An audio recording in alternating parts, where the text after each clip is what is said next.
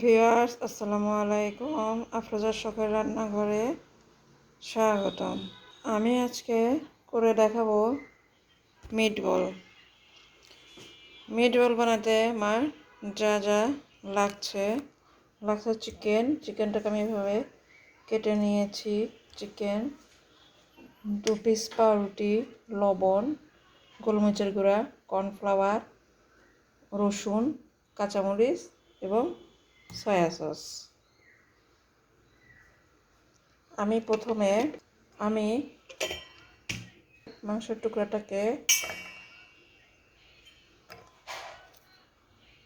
কাঁচামরিচ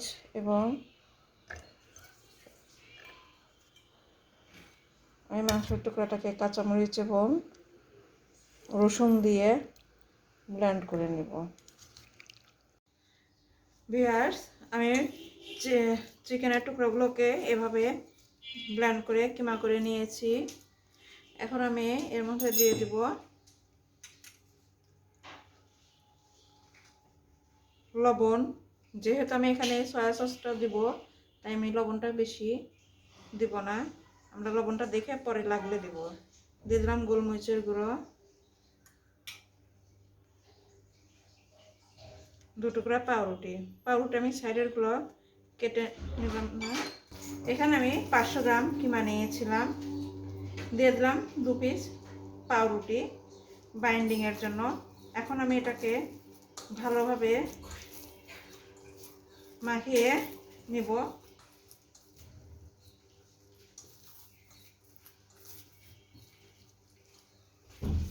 দিয়ে দিব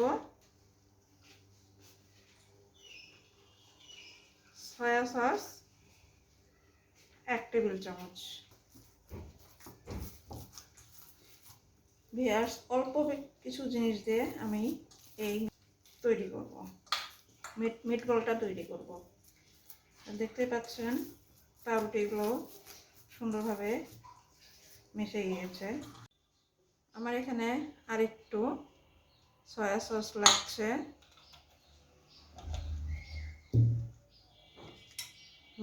একটু গোলমরিচের গুঁড়া, আর দিয়ে দিব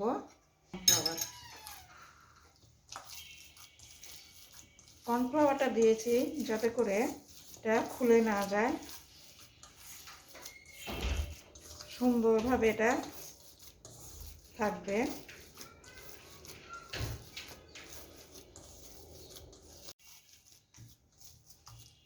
ভিউয়ার্স, আমি এখানে একটা কাঁচামরিচ একদম কুচি কুচি করে মিহি কুচি করে দিয়েছি সুন্দর একটা ফ্লেভারের জন্য।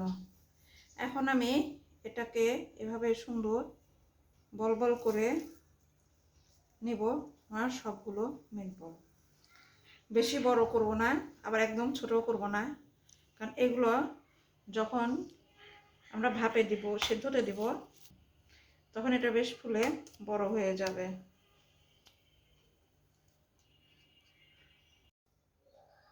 ভিউয়ার্স, দেখতে পাচ্ছেন আমরা এভাবে সবগুলো করে নেব। গাইস, আমরা প্রত্যেকটা বল এভাবে তৈরি করে নেব। ভিউয়ার্স, আমি এখানে 1 চা চামচ পরিমাণ সয়াবিন তেল দিয়ে দিলাম। এতে দিলে হবে কি, বলগুলো সুন্দর হবে আর একটার সঙ্গে একটা লেগে যাবে না, সুন্দর সফট থাকবে, শক্ত হয়ে যাবে না। অনেক সময় আমরা বানাই বাসায়, যে বলগুলো শক্ত হয়ে যায়, পরে এটাতে শক্ত হবে না, সুন্দর সফট থাকবে। পানিটা প্রায় বলক এসে গিয়েছে, আর এখানে 1 চা চামচ পরিমাণ লবণ দিয়ে দিলাম। এখন আমি এর মধ্যে দিয়ে দিচ্ছি তৈরি করে রাখা বলগুলো। দেখতেই পাচ্ছেন